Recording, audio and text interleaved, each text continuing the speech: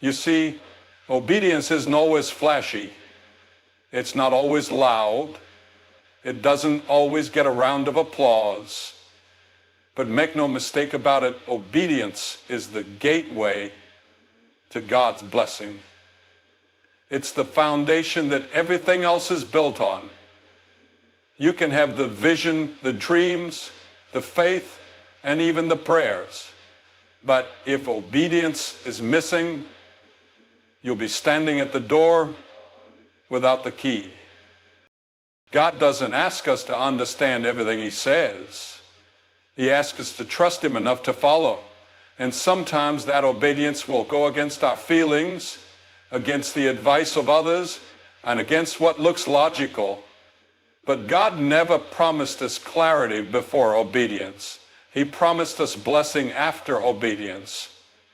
And so many people are waiting on the next blessing from God while God is waiting on the next act of obedience from them. Think about how many times in the Bible someone received a breakthrough only after they obeyed what didn't make sense. Naaman didn't get healed of leprosy just because he believed God could heal. No, he had to dip himself in the Jordan River 7 times. That wasn't comfortable. That didn't make any logical sense. But when he obeyed, that's when the miracle happened. The walls of Jericho didn't fall because the Israelites shouted one time. They obeyed the command to walk around those walls again and again, day after day, even when nothing looked like it was changing. That's what obedience looks like. Doing what God said, even when it doesn't feel like it's working. And here's the thing, partial obedience is still disobedience. We can't pick and choose the parts of God's word we like and skip the rest. If God said forgive, forgive. If He said go, go. If He said stay, stay. Your breakthrough is often locked behind the very thing you're resisting doing.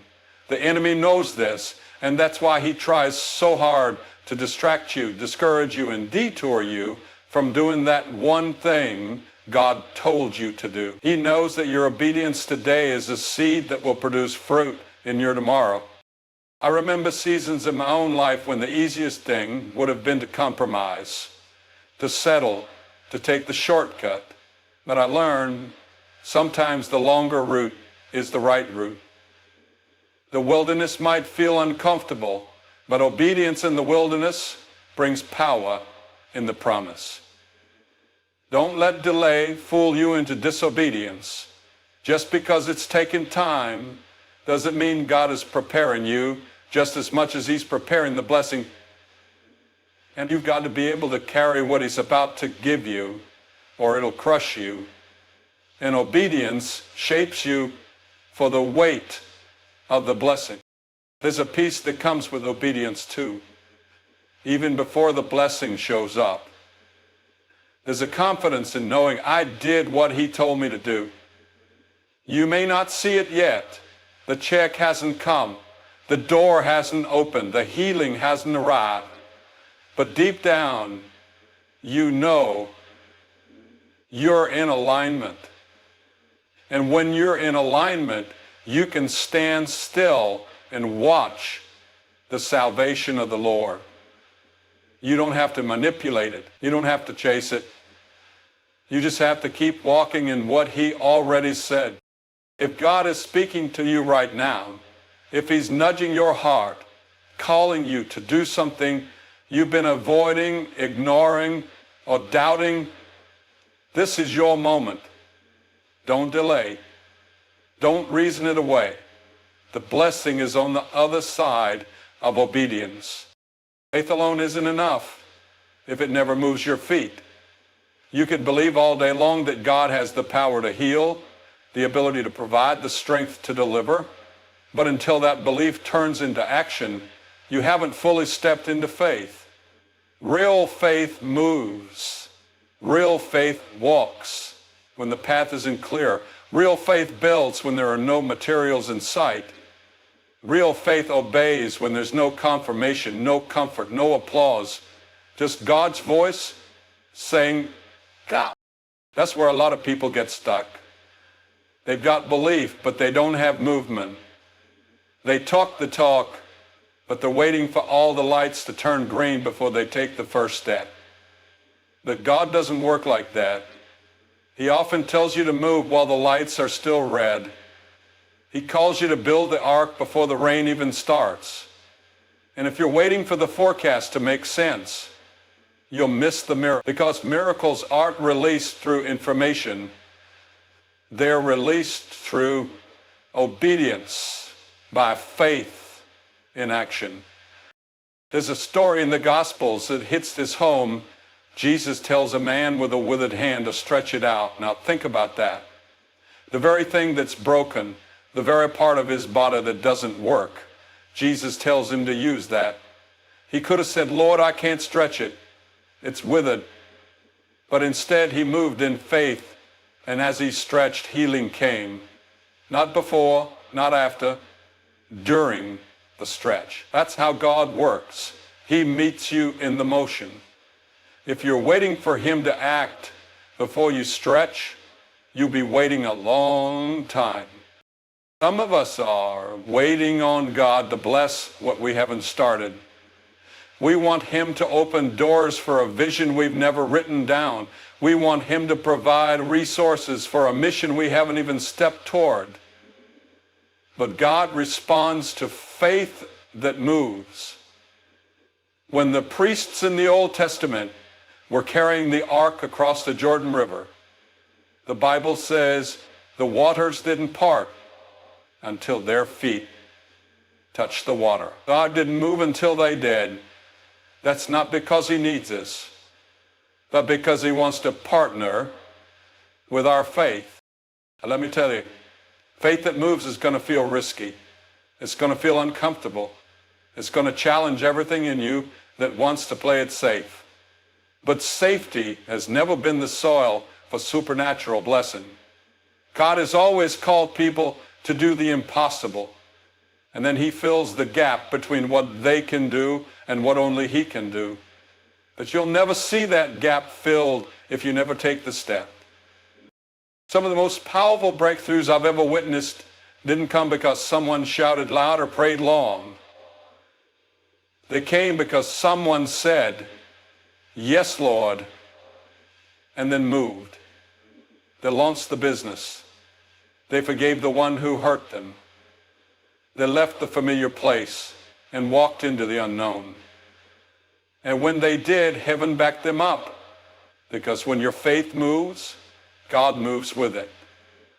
So I want to challenge you today. What has God already told you to do that you've been sitting on?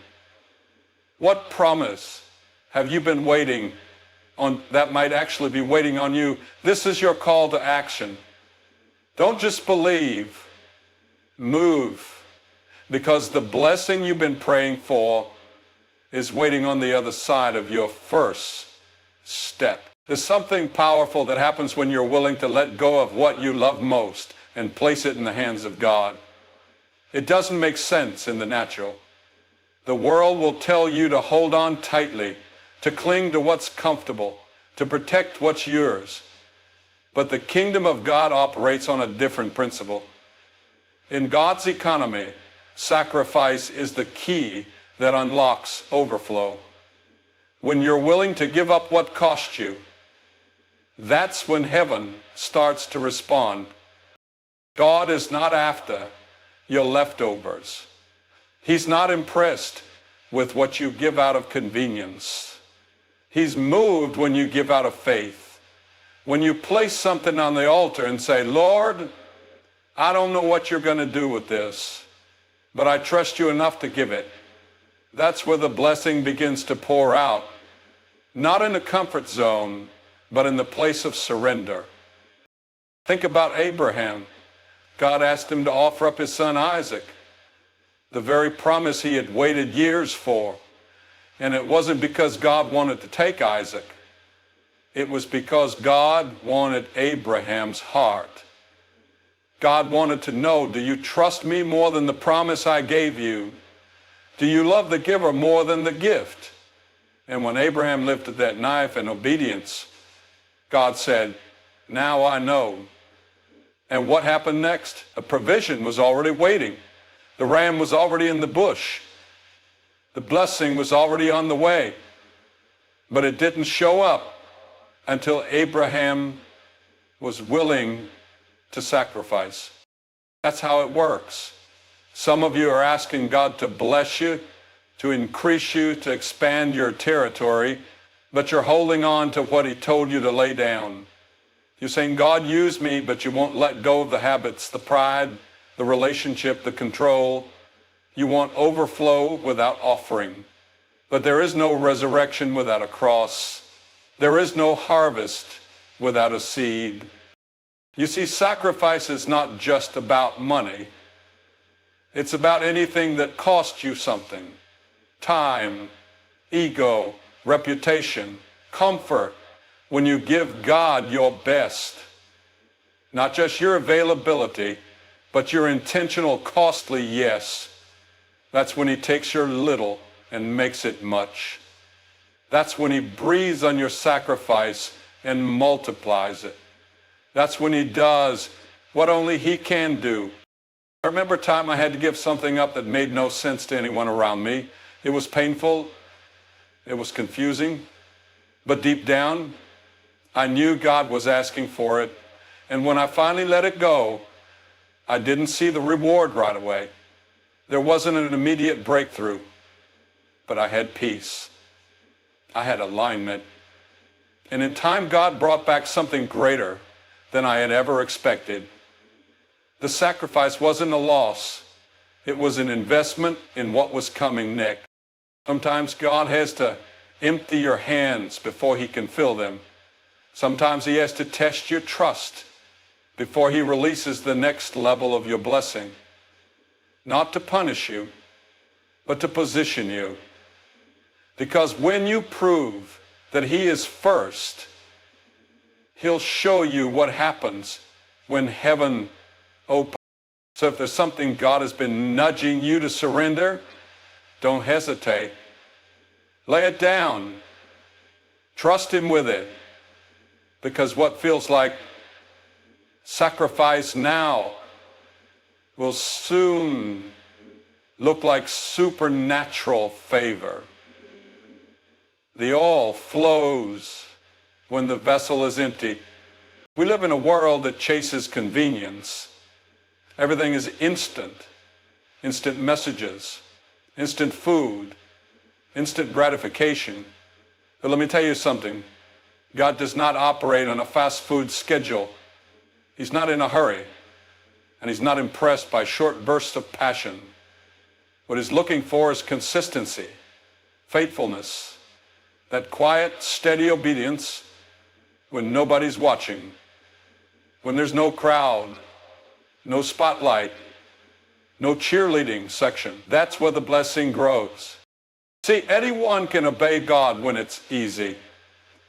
Anyone can say yes when the door opens wide, when the answer comes quickly, when the environment is comfortable. But real faithfulness shows up when obedience isn't convenient, when it would be easier to quit, when it would feel better to compromise, when you're tired and it looks like nothing is changing and you still do what he told you to do. That's when heaven leans in. Consistency builds something that convenience never can. Character. It forms a depth in you that shallow waters can't produce. Because the truth is, God doesn't just want to bless you. He wants to grow you. He wants to shape you into someone who can carry what he's about to release. And that doesn't happen overnight. It happens in the daily, often unseen choices to keep showing up, keep obeying, keep walking the path he laid out for you. I think about Daniel. That man prayed 3 times a day, every day, even when it was illegal, even when it put his life on the line. He wasn't looking for attention. He wasn't chasing a platform. He was consistent because he knew who he belonged to. And because of that steady, unshakable obedience, God shut the mouths of lions on his behalf. Don't tell me God doesn't reward consistency. He absolutely does. Some of you are frustrated right now because it feels like your obedience isn't working. You've been giving, but the breakthrough hasn't come. You've been faithful, but the doors haven't opened. And the enemy is whispering, what's the point? You've been doing all this and God still hasn't moved. Let me remind you, just because it's not visible yet doesn't mean it's not happening.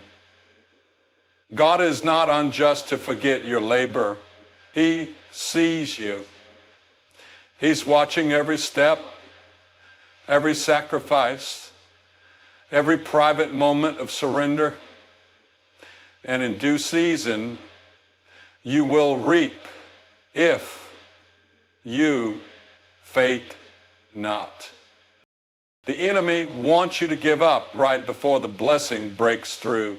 He wants you to believe that your consistency doesn't matter. But it matters more than you know. What you do daily shapes who you become permanently.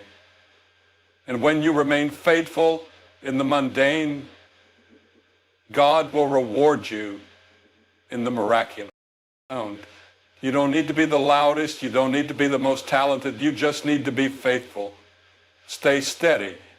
Stay obedient. Keep showing up in prayer even when it feels dry. Keep giving even when it's tight. Keep walking in forgiveness even when you're still hurting.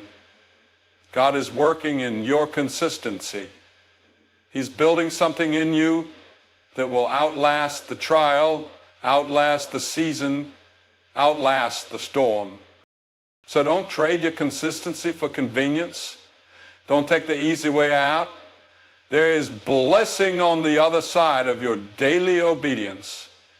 And when God sees that you won't quit when it's hard, He'll know He can trust you when it's time to elevate. Sometimes we forget that obedience doesn't always lead to immediate reward. It can lead straight into pressure. You can do exactly what God told you to do and still find yourself in a storm. You can be walking in perfect alignment with His will and still face resistance. That doesn't mean you missed it. That doesn't mean God has abandoned you. It often means you're right on track.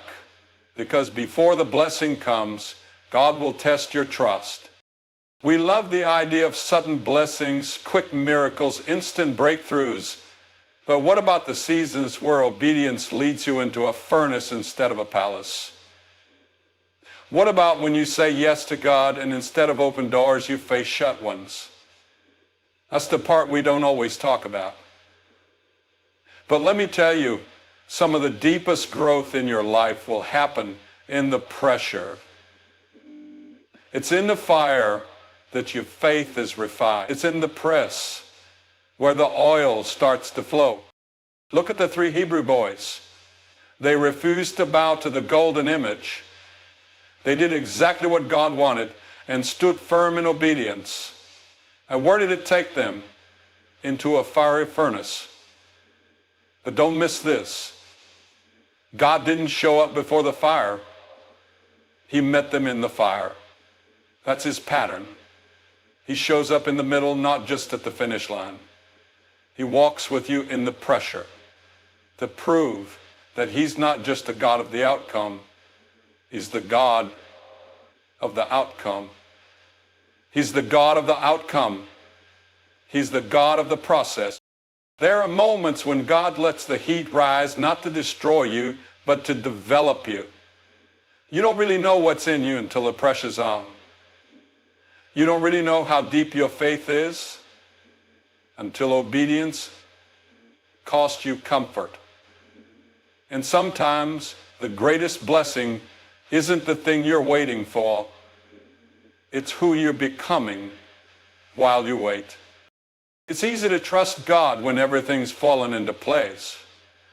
But real obedience says, even if it doesn't make sense, even if the results don't come quickly, Even if I have to walk through fire, I'll still obey. That kind of faith grabs heaven's attention. That kind of trust invites God to reveal himself in ways you've never seen before. Joseph obeyed every step of the way, and he still ended up in a pit, then a prison.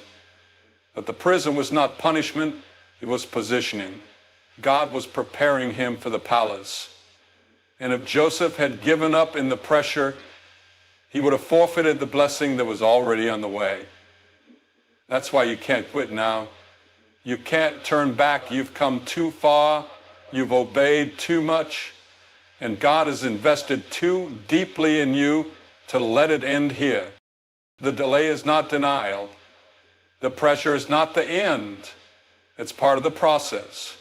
And if you keep walking, if you keep trusting, even in the fire, you will come out stronger, wiser, and more prepared for the blessing than you ever were before.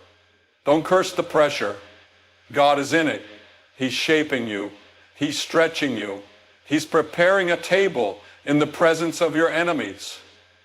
And when the time is right, he'll bring you into the blessing that your obedience has made room for.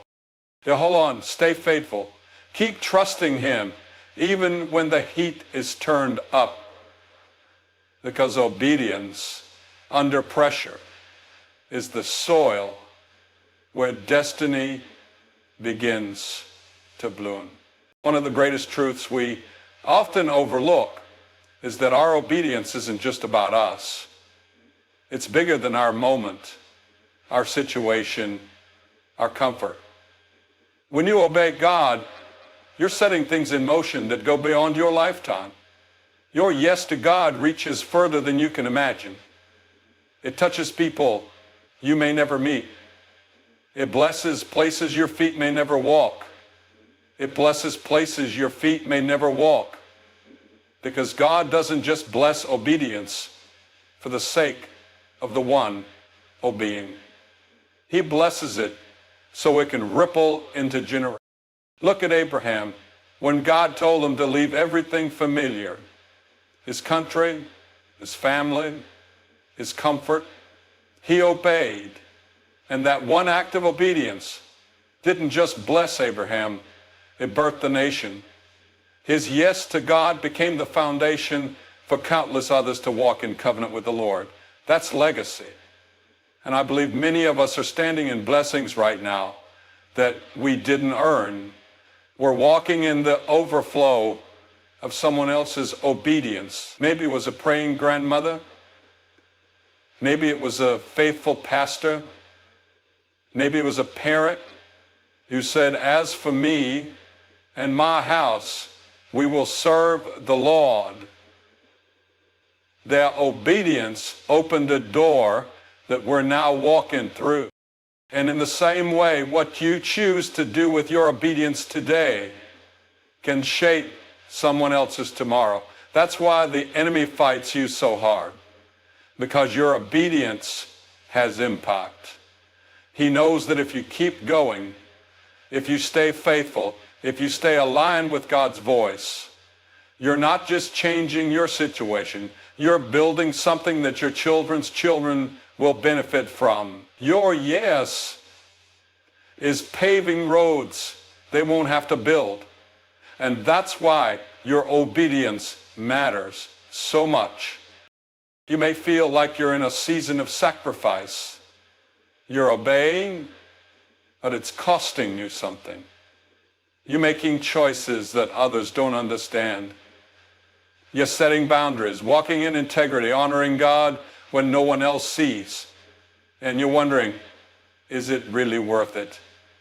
Let me tell you, it's absolutely worth it. Because your obedience is a seed. And like any seed, it takes time to see the fruit. But when it grows, it multiplies. It blesses. It stretches far beyond the soil it was planted in. There are blessings that haven't even shown up in your life yet, but they're already on the schedule, waiting for the moment your obedience reaches its fullness. And when they come, it won't just be you who's lifted. It'll be your family. It'll be your community. It'll be people who watched you walk through trials and still trust God. People who didn't believe until they saw the evidence in your life. People who were inspired not by your perfection, but by your obedience through the pressure. Some of you are the first in your family to walk with God this way. You're breaking ground. You're changing patterns. You're establishing a new story. That's not easy work, but it's holy work. And God honors that. He sees you. He knows the tears you've cried, the nights you've prayed, the moments you've obeyed when you could have walked away. And He's saying, keep going. What I'm doing in you is bigger than you. So don't underestimate the power of your obedience. It's not just a personal choice. It's a kingdom assignment. Your yes is building something eternal, something that will stand long after the applause fades, something that will speak long after your voice is gone. Because when you obey God, you're not just making history, you're shaping destiny.